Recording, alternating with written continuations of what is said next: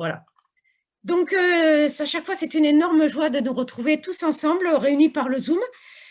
Et c'est vrai qu'on est physiquement chacun chez nous, chacun dans notre domicile, mais on est au-delà du côté technique, on est aussi réunis par ce même désir de nous tourner ensemble vers Dieu, de nous ouvrir à sa présence. Alors nous levons les yeux vers le Seigneur et nous pouvons trouver le renouveau dont nous avons besoin, comme nous le rappelle ce verset dans le psaume 4. Tu mets dans mon cœur plus de joie qu'ils n'en éprouvent quand abondent leur blé, leur vin et leur huile. Je me couche et aussitôt je m'endors en paix, car c'est toi seul éternel, qui me donne la sécurité dans ma demeure. Alors ouvrons nos cœurs à Dieu et il les remplira de son amour, de sa paix et de sa joie. Et je voudrais vous inviter à entrer en célébration avec un premier cantique, donc qui est avec des cris de joie.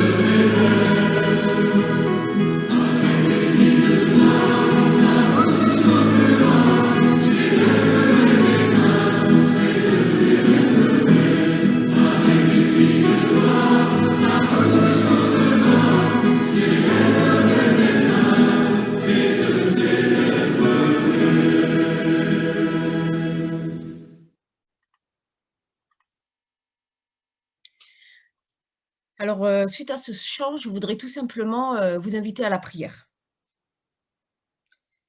Seigneur, toi qui es au milieu de nous, accorde-nous de te reconnaître, de t'écouter et de te chanter notre joie. Que ta présence nous unisse, que nous soyons en communion avec toi, remplis de ton esprit. Accorde-nous de te célébrer comme il convient à toi, notre Dieu, source de toute vie, de tout amour et de tout pardon. Amen.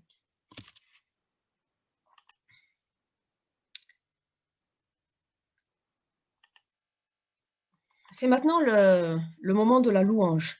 Et c'est vrai que nous vivons quand même une période troublée, c'est le moins qu'on puisse dire. Et quand nous autorisons à sortir de chez nous, on ne voit plus que des visages masqués. Et les mots qui reviennent les plus souvent dans la conversation, c'est épidémie, confinement, hospitalisation, virus. Mais malgré cela, je voudrais vous inviter à la louange, à la reconnaissance. Oui, tournons-nous vers Dieu. Souvenons-nous de qui il est, de sa formidable façon d'agir, de ses promesses. Laissons Dieu nous apporter sa paix. Laissons sa joie envahir nos cœurs, car notre Dieu est avec nous jusqu'à la fin des temps. Et c'est Bonhoeffer, ce pasteur allemand qui a été emprisonné pendant le temps du nazisme en Allemagne, qui dit « La joie est passée par le dénuement de la crèche et la détresse de la croix. C'est pourquoi elle est invincible, irrésistible. Elle ne nie pas la détresse où elle se trouve. Mais au sein de cette détresse, elle trouve Dieu. » Et c'est avec le psaume 146 ce que je voudrais vous inviter à la louange. Louez l'Éternel. Loue l'Éternel, mon âme. Je louerai l'Éternel tant que je vivrai.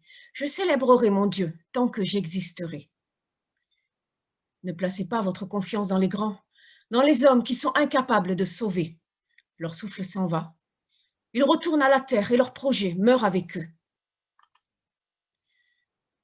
Heureux celui qui a pour secours le Dieu de Jacob, qui met son espoir en l'Éternel, son Dieu. Il a fait le ciel et la terre, la mer et tout ce qui s'y trouve. Il protège éternellement la vérité. Il fait droit aux opprimés, il donne du pain aux affamés.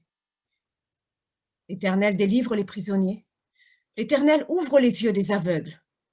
L'Éternel redresse ceux qui sont courbés. L'Éternel aime les justes. L'Éternel protège les étrangers, il soutient l'orphelin et la veuve, mais il fait dévier la voie des méchants. L'Éternel règne éternellement. Il est ton Dieu Sion, de génération en génération. Louez l'Éternel. Amen. Je voudrais vous inviter à la prière.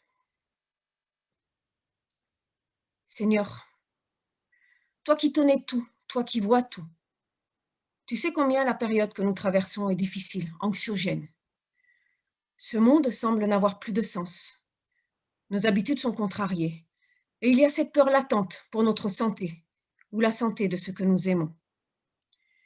Mais tu nous appelles à regarder à toi. Alors nous contemplons ta croix vide au lendemain de la résurrection. Et tout naturellement, la louange monte dans nos cœurs. Loué sois-tu, Seigneur, pour les chemins où tu nous mènes, car chacun est unique, et tu es à chaque pas à nos côtés.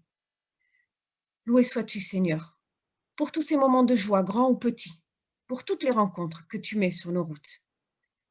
Loué sois-tu, Seigneur, pour ces moments où on avance, porté par ton esprit, et pour tous ces moments où tu nous arrêtes, nous invitant à nous ressourcer en toi. Loué sois-tu pour les épreuves surmontées, pour les obstacles dépassés. Loué sois-tu, Seigneur, pour ta promesse dans Ésaïe. Tu nous dis, ne crains rien, car je t'ai racheté, je t'ai appelé par ton nom, tu es à moi. Amen.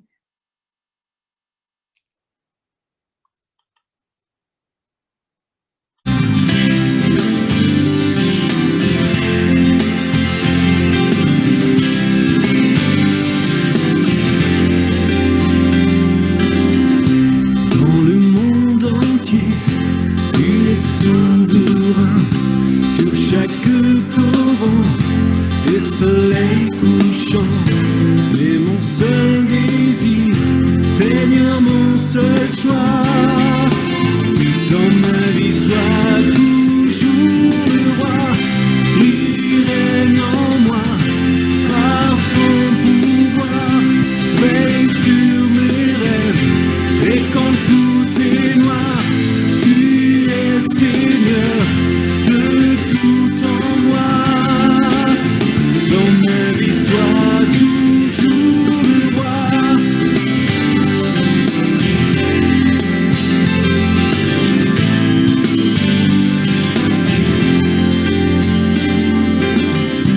Dans chaque parole et chaque pensée, je veux refléter, Seigneur, ta beauté.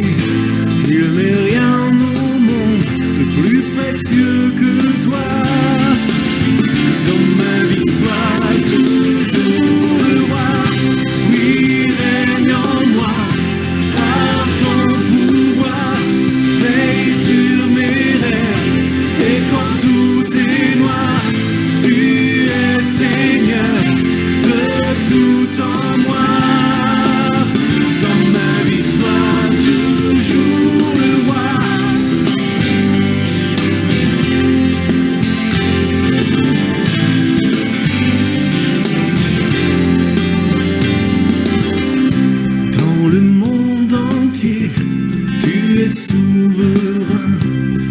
chaque torrent et soleil couchant. Mais mon seul désir, Seigneur, mon seul choix, dans ma vie sois toujours le roi. Oui, règne en moi, par ton pouvoir, veille sur mes rêves. Et quand tout est noir, tu es Seigneur de tout en moi. Dans ma vie sois toujours le roi. Oui, règne en moi, par ton pouvoir, veille sur mes rêves. Et quand tout est noir, tu es Seigneur de tout en moi. Dans ma vie sois toujours le roi. Oui, règne en moi, par ton pouvoir, veille sur mes rêves. Et quand tout est noir, tu es Seigneur de tout en moi. Dans ma vie sois toujours le roi. Dans ma vie sois toujours le roi. Dans ma vie sois toujours le roi.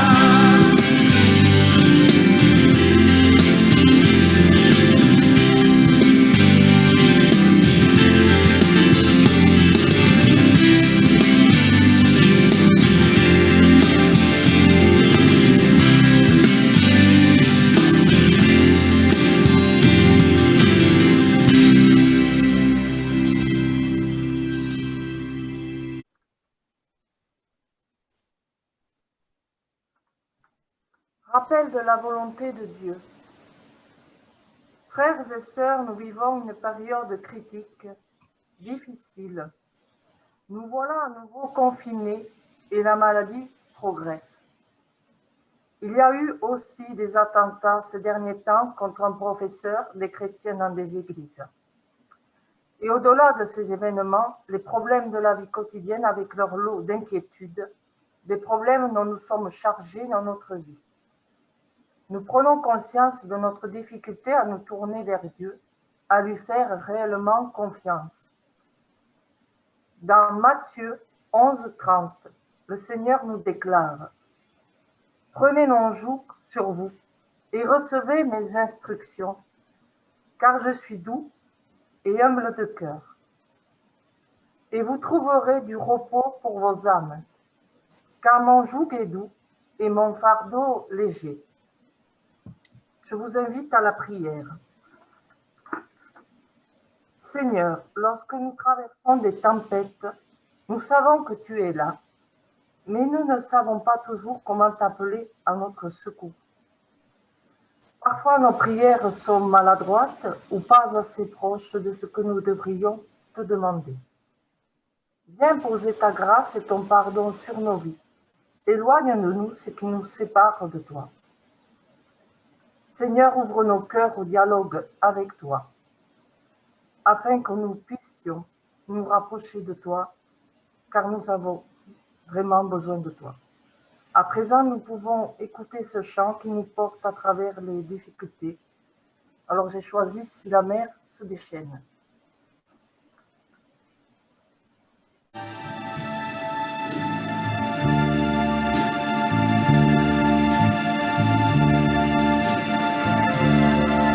Si la mer se déchaîne, si le vent souffle fort, si la barque t'entraîne, n'aie pas peur de la mort.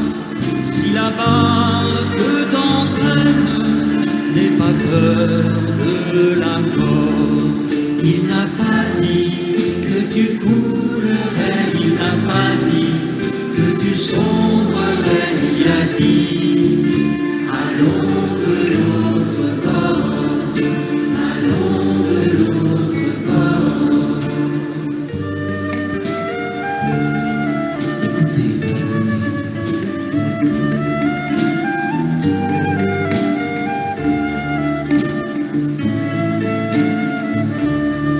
Si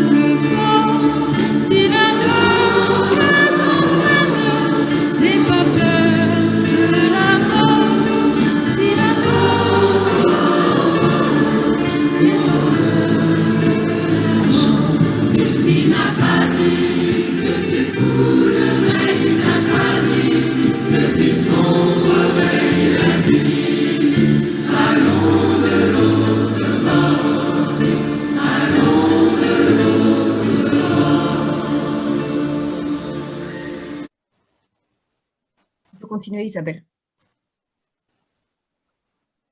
Maintenant, nous entrons dans la louange au niveau du pardon. Dans Isaïe 53, au chapitre 3, nous pouvons relever ce passage. Méprisé et délaissé par les hommes, homme de douleur, habitué à la souffrance, il était pareil à celui face auquel on détourne la tête. Nous l'avons méprisé, nous n'avons fait aucun cas de lui. Pourtant, ce sont nos souffrances qu'il a apportées. C'est de nos douleurs qu'il s'est chargé. Et nous l'avons considéré comme puni, frappé par Dieu et humilié. Mais lui, il était blessé à cause de nos transgressions. Brisé à cause de nos fautes, la punition qui nous donne la paix est tombée sur lui. Et c'est par ces blessures que nous sommes guéris.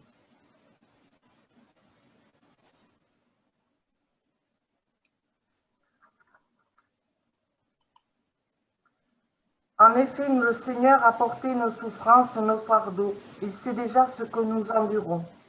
Il a porté lui-même nos péchés dans sa chair. Il a vécu dans la douleur comme un être humain. Cette expérience parmi nous lui a permis de mieux connaître le genre humain. Il a porté le monde entre ses mains. Il a vaincu le mal pour nous sauver. Au-delà de nos difficultés, le Seigneur pose son pardon sur nos vies. Pardonnés par Dieu, nous pouvons écouter ce chant. Et j'ai choisi « Ô prends mon âme ».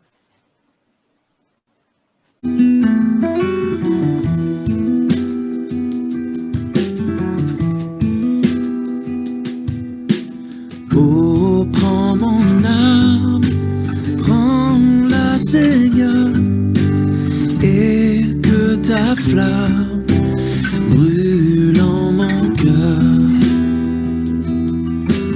que tout mon être vibre pour toi, sois seul mon maître, ô divin roi.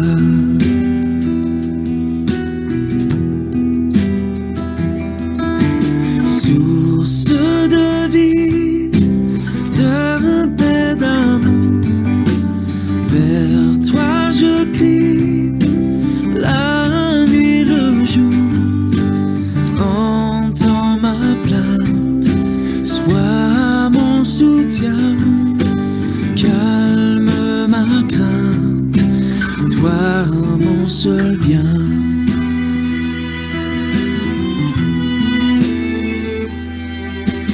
Du mal perfide, oh garde-moi, viens, sois mon guide, chef de ma foi. Quand la nuit voile tout à mes yeux, sois mon étoile, brille des cieux.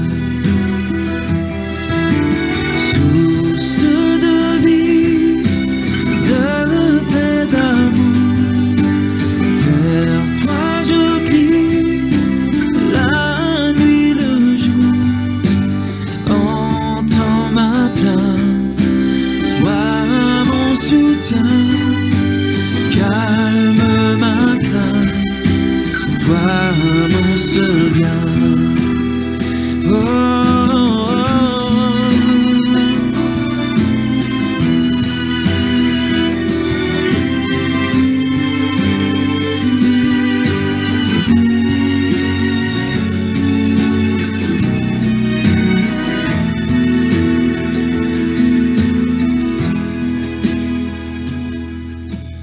Voici l'aurore d'un jour nouveau, le ciel se dort de feu plus beau. Jésus s'apprête, pourquoi gémir? Levons nos têtes, il va venir. Source de vie, de paix, d'amour, vers toi je crie, la nuit, le jour.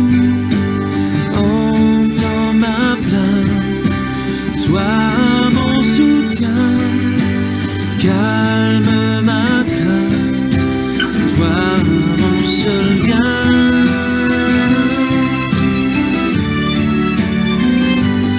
Oh, vers toi je prie, la nuit, le jour, entends ma plainte, sois mon soutien, calme ma crainte, toi mon seul bien.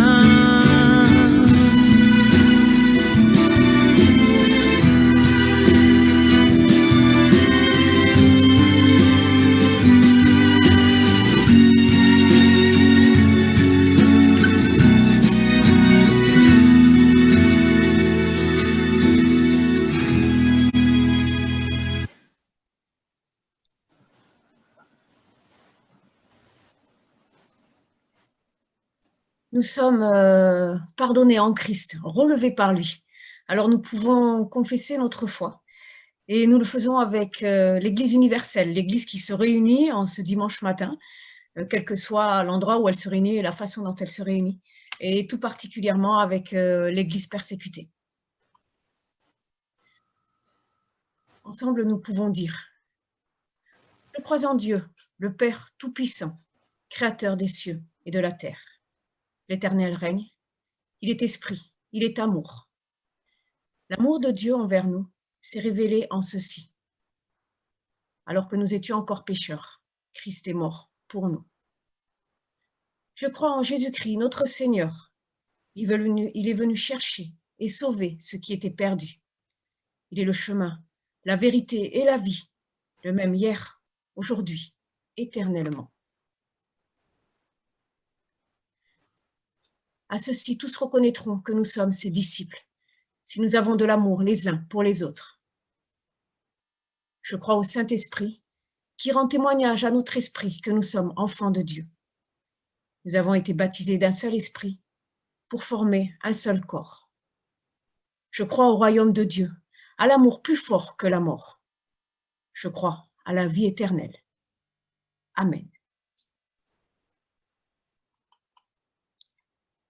C'est maintenant le moment de la prédication. Je vais laisser la parole à Célestin. Le texte que je propose pour notre méditation de ce matin, c'est le texte retenu par plusieurs églises en ce 33e dimanche du temps ordinaire, temps liturgique. Et c'est le texte de Matthieu, l'évangile selon Matthieu, au chapitre 25, les versets 14 à 30, c'est bien connu, hein, c'est la parabole des talents. Je vais lire le texte. En effet, il en va comme d'un homme qui, partant en voyage, appela ses serviteurs et leur confia ses biens. À l'un, il remit 5 talents, à un autre 2, à un autre 1 seul, à chacun selon ses capacités, puis il partit. Aussitôt, celui qui avait reçu les 5 talents s'en alla, les fait valoir, et en gagna 5 autres. De même, celui des 2 talents en gagnant 2 autres.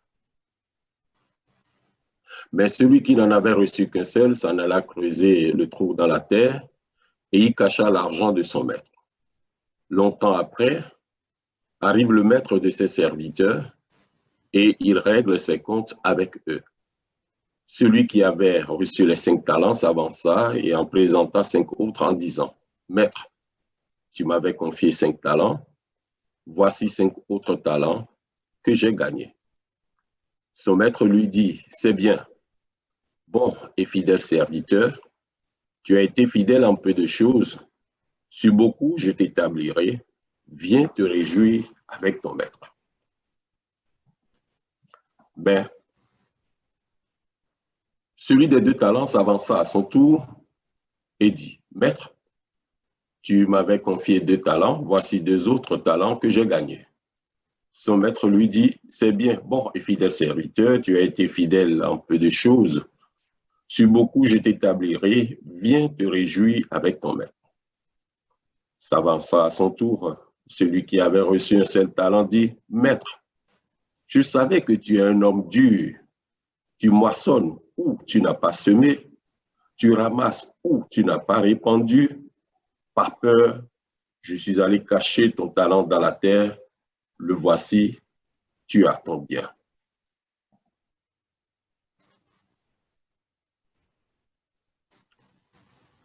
Mais son maître lui répondit, mauvais serviteur timoré, tu savais que je moissonne où je n'ai pas semé et que je ramasse où je n'ai pas répandu. Il te fallait donc placer mon argent chez les banquiers. À mon tour, j'aurais recouvré mon bien avec un intérêt. Retirez-lui donc son talent et donnez-le à celui qui a les 10 talents. Car à tout homme qui a, l'on donnera et il sera dans la surabondance, mais à celui qui n'a pas, même ce qu'il a lui sera retiré. Quant à ce serviteur, bon à rien, jetez-le dans les ténèbres du dehors, là seront les pleurs et les grincements de dents. Prions. Nous te rendons grâce, Seigneur, notre Dieu, pour cette occasion que tu nous donnes de nous retrouver virtuellement, même si nous ne pouvons pas le faire de façon physique.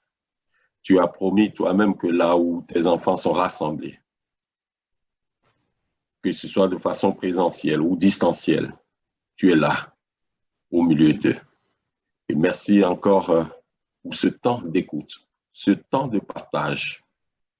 Inspire de tes enfants et donne-nous, Seigneur, de te contempler, donne-nous de mettre en pratique ce que tu nous dis. Gloire à toi, en Jésus-Christ. Amen. Vous l'avez à l'écran. Hein?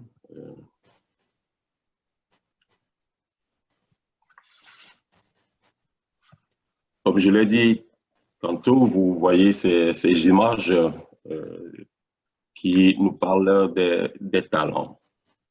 Et l'évangéliste Matthieu raconte dans les chapitres 24 et 25 de son évangile 5 paraboles sur le jugement.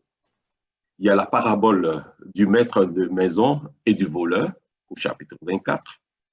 La parabole du serviteur fidèle, toujours au chapitre 24. La parabole des 10 vierges, chapitre 25, c'est ce qui a été partagé dimanche dernier par plusieurs églises. La parabole des talents, donc notre parabole, et puis il y aura la parabole des brebis et des boucs. Et celle qui fait l'objet de notre prédication en ce 33e dimanche du temps ordinaire. Nous sommes là maintenant à 2 semaines de l'avant. C'est la parabole des talents qui rappelle la parabole des mines dans l'évangile selon Luc au chapitre 19, versets 12 à 27. Ces paraboles soulignent la nécessité de la fidélité, de la responsabilité ou de la vigilance dans la perspective du jugement. On la connaît si bien et on la connaît trop, la parabole des talents.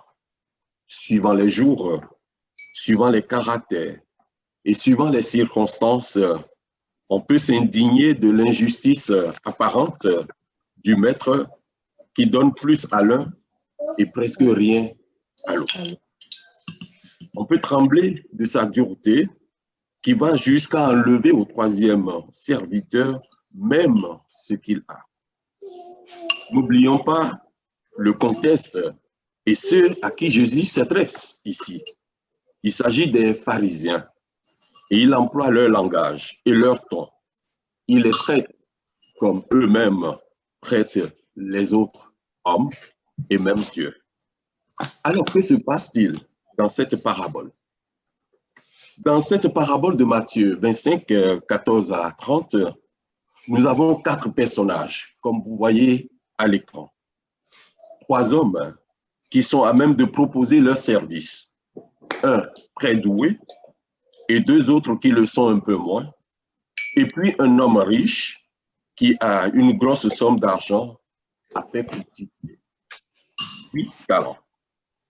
Donc, il y a l'un qui a 5, l'autre 2, et puis troisième.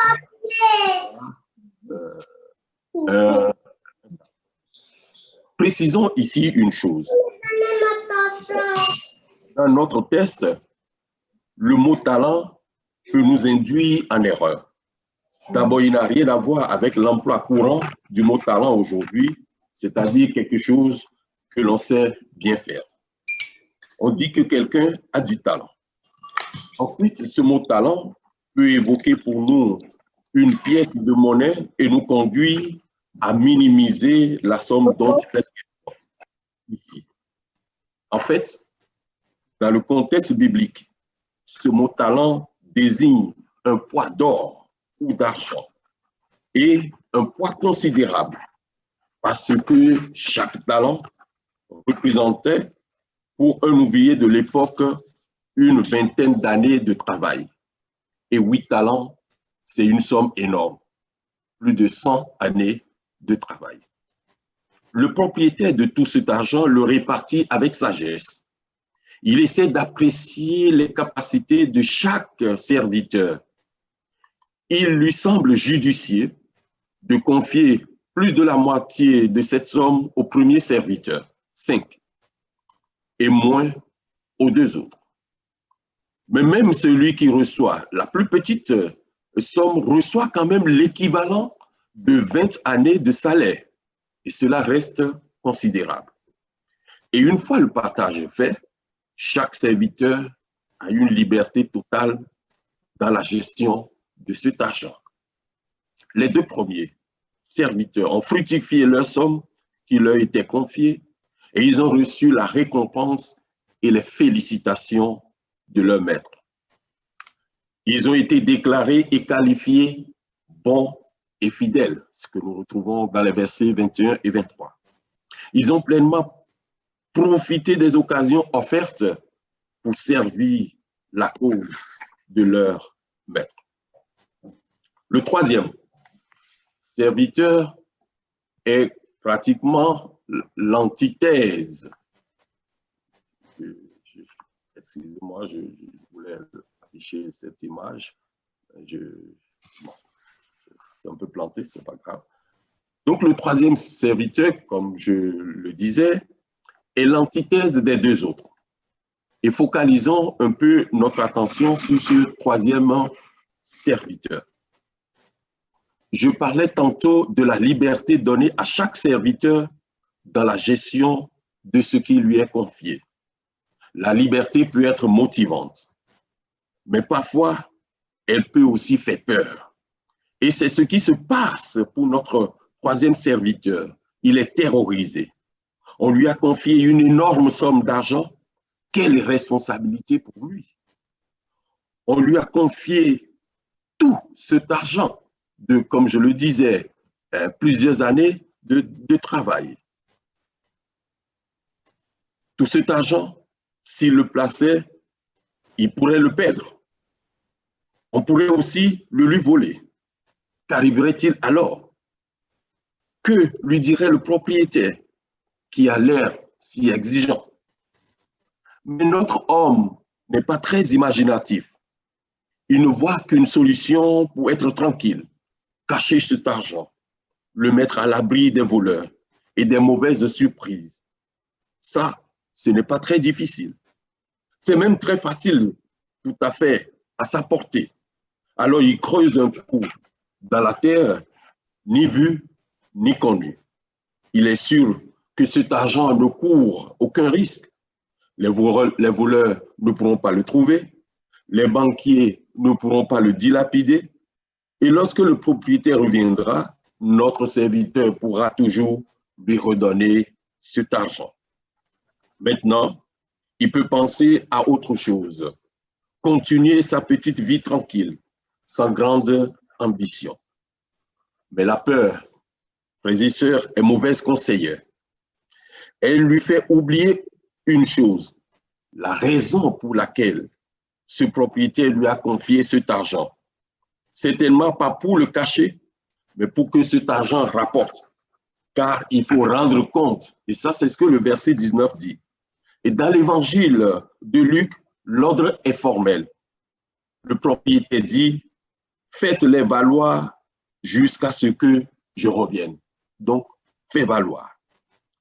D'une manière générale, l'argent n'est pas fait pour être terrorisé, pour être gardé dans un coin. Il est fait pour circuler. Et bloquer l'argent ou la circulation de l'argent, bloquer les échanges, conduit toujours à un appauvrissement. Et en cela, les lois qui règlent l'économie et la circulation de l'argent peuvent nous dire des choses sur le royaume de Dieu. Parce qu'au centre de la logique du royaume, il y a la relation, la circulation, l'échange. Avec ce troisième serviteur, l'argent ne circule pas. Et s'il ne circule pas, ce n'est pas tant parce que ce serviteur serait paresseux, c'est bien plutôt parce que, à la différence des deux autres, il a peur. Peur de celui qui lui a confié cet argent. Ce qui va le perdre, c'est plutôt l'image qu'il se fait de cet homme, que ses propres capacités de gestionnaire, des capacités d'ailleurs qu'il ne connaît pas parce qu'il ne les a jamais testées, parce qu'il ne les a jamais mises en œuvre. Pour lui, il a affaire à un homme dur qui moissonne là où il n'a pas semé, qui ramasse là où il n'a pas répandu, c'est-à-dire un homme qui exige un résultat là où on ne peut en attendre. Mais c'est dans sa tête que tout cela se passe, frères et sœurs. Quelle preuve a-t-il pour affirmer que cet homme est bien ainsi? Notre troisième serviteur est prisonnier de sa propre vision des choses. Et cette vision engendre la peur, une paix irraisonnée, une paix non fondée. Et c'est cela qui différencie le troisième serviteur des autres. Eux ne se posent pas ce genre de questions. Ils agissent juste de manière à satisfaire le propriétaire. Et c'est tout. La peur de ce troisième serviteur est déterminante.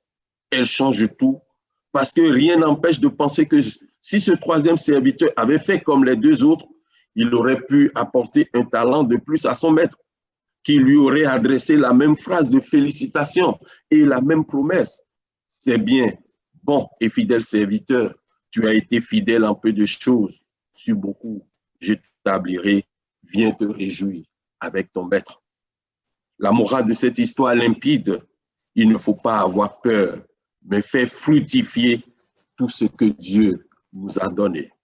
Et cette parabole semble nous inviter à la liberté et à l'action. Notre Dieu est un Dieu qui privilégie la relation. Nous avons tout reçu, nous avons tous et toutes reçu des dons. À commencer par lui de la vie. C'est pourquoi la peur qui bloque tout est le grand obstacle à la vie spirituelle. Plusieurs fois, Jésus mettra ses disciples en garde contre la peur. Ce texte nous met en garde contre la peur. Il nous met en garde contre une attitude trop scrupuleuse qui pourrait apporter un blocage dans nos vies. Il interroge notre capacité à faire confiance. Et pour cela, il interroge l'image que nous nous faisons de Dieu. Quelle image de Dieu avons-nous? L'image d'un Dieu dur qui attend de nous des performances hors de notre portée? Ou bien un Dieu qui nous fait des dons, qui nous accorde sa confiance pour que nous entrions dans sa joie? Mais regardons moins les serviteurs. Regardons sa merveilleuse et sa lucide générosité. À chacun selon ses forces. Autrement dit, chacun des serviteurs a les mains pleines, pleines de ce qui jamais n'est mérité, car tout nous est donné. Qu'as-tu fait que tu n'aies reçu, dira l'apôtre Paul dans 1 Corinthiens au chapitre 4, le verset 7. Cette parabole nous parle d'abord du maître et de la joie qui est la sienne, joie dans laquelle il veut nous faire entrer comme les vierges de la parabole précédente dans la salle des noces.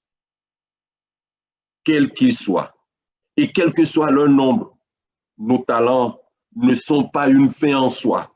Nos talents, ce sont les moyens à nous gratuitement donnés pour faire la joie de Dieu et y entrer. On peut aussi en faire une leçon de morale en matière d'examen de conscience. Est-ce que je fais porter du fruit aux dons que l'on m'a fait?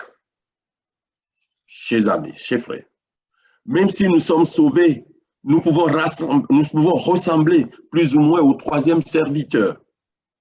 Sommes-nous sûrs de ne pas avoir égoïstement, paresseusement et de toute manière malhonnêtement enfuir l'un ou l'autre des dons reçus du Seigneur? L'attitude qu'il ne faut pas avoir est celle de la peur. Le serviteur qui a peur de son patron et craint son retour cache la pièce de monnaie sous terre et celle-ci ne produit aucun fruit. Cela arrive par exemple à celui qui a reçu le baptême ou la confirmation, mais ensevelit ensuite ses dons sous une couche de préjugés à cause des hommes ou des femmes, parce que parfois nous avons des préjugés qui nous empêchent de développer les talents qui est en nous, sous une fausse image de Dieu qui paralyse la foi et les œuvres. Celui à qui nous rendrons compte, c'est Dieu. Mais le message central porte sur l'esprit de la responsabilité avec lequel il faut accueillir le royaume de Dieu, une responsabilité envers Dieu et envers l'humanité. Nous lui demandons de nous aider à être des serviteurs bons et fidèles afin de pouvoir prendre un jour part à la joie de notre Seigneur. La conclusion de la parabole est que les occasions de service spirituel varient selon les hommes, selon les personnes. Ceux qui les saisissent ou celles qui les saisissent en recevront d'autres. Ceux et celles qui les laissent passer seront exclus à cause de leur inutilité. Lors du jugement, les comptes seront rigoureux. Nous voyons s'exercer ici la justice rigoureuse qui rend à chacun selon ses œuvres, mais également la générosité du Maître qui introduira dans son intimité les serviteurs bons et fidèles. Et l'auteur de l'Apocalypse le dit si bien. C'est ici la persévérance des saints qui gardent les commandements de Dieu et la foi de Jésus. Et j'entendis du ciel une voix qui disait, écrit, heureux dès à présent les morts qui meurent dans le Seigneur. Oui, dit l'Esprit, afin qu'ils se reposent de leurs travaux, car leurs œuvres. Test, Apocalypse 14, versets 12 et 13. Le texte insiste sur le fait qu'il ne suffit pas de confesser de la bouche le Seigneur pour être récompensé, c'est-à-dire être sauvé. Il faudra accomplir des œuvres à la mesure de ses capacités ou des dons reçus. Chez le croyant, la parole de Dieu n'est pas un dépôt. Elle agit et transforme. Et le chrétien doit vivre dans un dynamisme permanent. Le Maître tient à voir fructifier ses biens. Alors la question est posée. Que faisons-nous de nos talents? Les talents que nous avons reçus sont multiples. Ils peuvent être spirituels, matériels. Ça peut être une responsabilité. Ça peut être l'éducation ou l'enseignement. Ça peut être la musique et le chant. C'est bien. Bon et fidèle serviteur, tu as été fidèle en peu de choses et je te confierai beaucoup. Entre dans la joie de ton Maître. Que cette joie soit la nôtre dès à présent. Amen. Merci Cécile. Comme on a dit lors de la confession de foi, nous sommes des milliers à prier ce matin. Et nous sommes dans la communion avec les frères et les sœurs des autres églises qui élèvent leur voix pour présenter au Seigneur les requêtes dont nous avons besoin pour tous ceux qui souffrent, ceux qui sont dans la douleur, dans l'angoisse, dans l'inquiétude, ceux qui sont dans la maladie. Nous voulons les présenter au Seigneur tous ensemble ce matin. Et pendant que nous prions, n'hésitez pas chacun de votre côté à nommer les gens auxquels vous pensez que nous allons inclure dans cette prière. Et soyons sûrs que nous le faisons dans le même esprit, l'Esprit de Dieu qui va porter toutes ces prières jusqu'au trône de la grâce, là où Jésus est assis à la droite de Dieu et qui intercède pour nous tous. Prions. Éternel notre Dieu, nous te louons de ce que tu es notre Dieu, notre Père, celui qui nous écoute, celui qui nous reçoit, celui qui est attentif à nos paroles, celui qui est attentif à nos prières, celui qui connaît nos douleurs, nos souffrances, celui qui connaît la situation particulière de chacune et de chacun de tes enfants, là où ils se trouvent. Nous voulons ce matin te dire merci pour ces moments que nous partageons ensemble et c'est d'un commun accord que nous te présentons les personnes de notre entourage, ceux qu'on connaît moins, ceux qui sont de notre bergerie, ceux qui sont d'autres bergeries. Nous te les présentons ce matin, Seigneur, chacun, que nous les nommions ou pas, que tu connais, afin que tu apportes ta grâce, que tu apportes ton soulagement, que tu apportes ta guérison et que tu apportes ton encouragement et ta fortification, car tes grâces se renouvellent tous les matins pour chacun de nous. Seigneur, écoute chacun de nous ce matin qui prononce le nom d'une personne à laquelle, d'une ou plusieurs personnes à laquelle il pense et que nous t'apportons dans le nom de Jésus-Christ. Écoute nos prières et reçois nos requêtes, Seigneur. Nous te louons dans le nom de Jésus-Christ. Mets ta main sur ces personnes et parle à leur cœur. Fais-leur ressentir ta présence et démontre-leur ta puissance. Nous te glorifions dans le nom de Jésus-Christ. Amen. Voilà, Nabil, je te redonne la parole pour la bénédiction.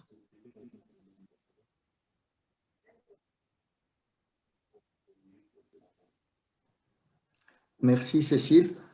Il y a un verset que nous retirons du livre de la Genèse, au moment où Rebecca quitte ses parents pour aller rejoindre son futur mari, Isaac, fils d'Abraham, et sa famille lui donne sa bénédiction. Et la bénédiction est la suivante: puisses-tu devenir des milliers de myriades et que ta postérité possède la porte de tes ennemis. Et je veux juste attirer votre attention sur cette deuxième partie du verset. Ta postérité possède la porte de tes ennemis. Ça veut dire que ta postérité domine sur les ennemis et ait contrôle de la situation. Que le Seigneur vous donne ce matin le contrôle de la situation dans les combats que vous menez, dans les difficultés que vous rencontrez, et vous donne le dessus sur l'ensemble de vos ennemis. Que l'Éternel vous bénisse, vous garde et vous donne la victoire au nom de Jésus-Christ. Amen.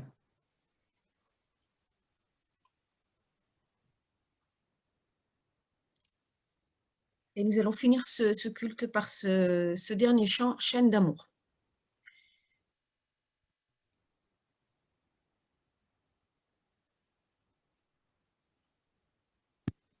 Il y eut un avant, à 20 ans, dans un corps de souffrance, enflammé, brisé.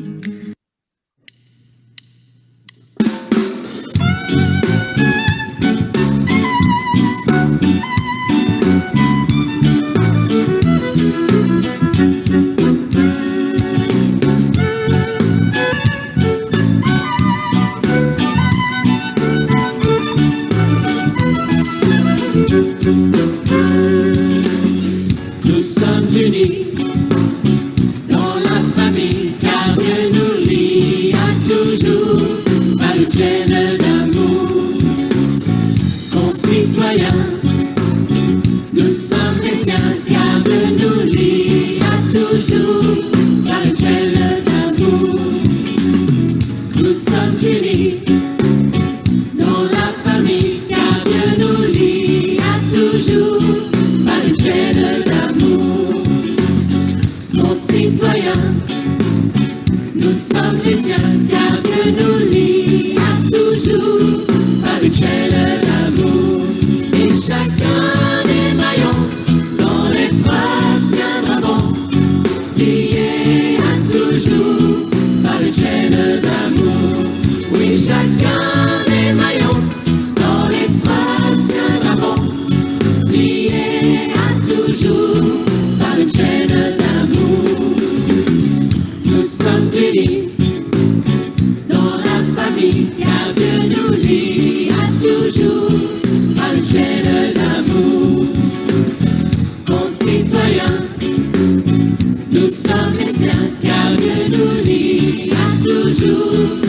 une chaîne d'amour. Et chacun des maillons dans l'épreuve tiendra bon, lié à toujours par une chaîne d'amour. Oui, chacun des maillons dans l'épreuve tiendra bon, lié à toujours par une chaîne d'amour.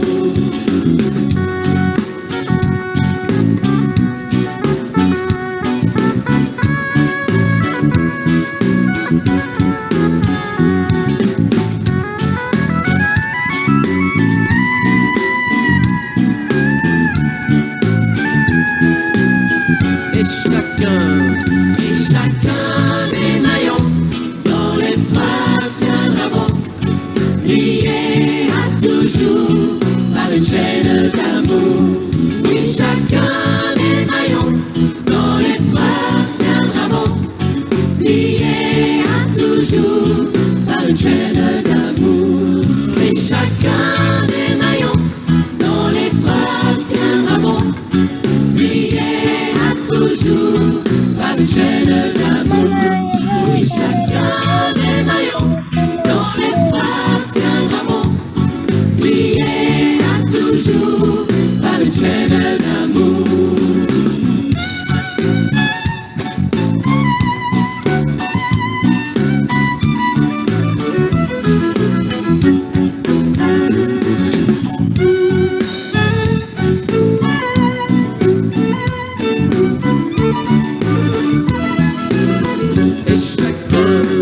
Et chacun des maillons dans l'épreuve tiendra bon, lié à toujours par une chaîne d'amour.